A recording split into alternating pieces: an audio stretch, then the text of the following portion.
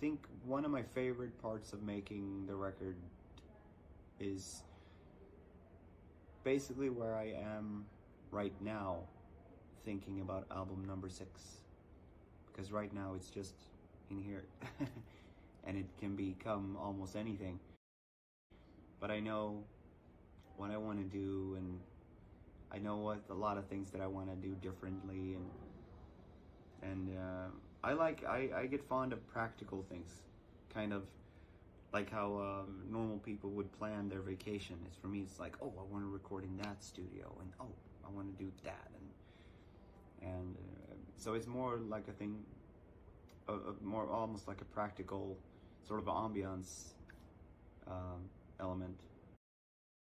The actual conception of a record has its fun moments.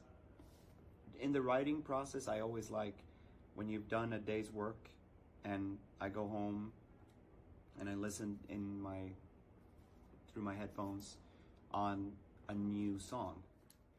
But in my head, it's already done. In my head, I already see it sort of being played when we play it. That's one of the small little moments of that feels victorious during the recording, but that's not really the recording, that's the demo phase.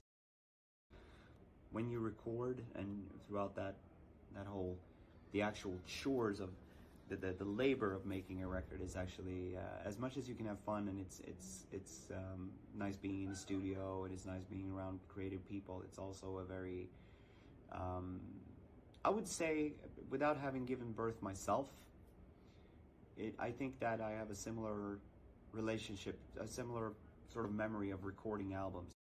It's like, you always love the fact that it brought you your kid, or it was a nice experience, and the brain has a tendency to sort of take out the bad things, but it's also like shitting out a melon, so it's like, it'll make you sit funny for some time.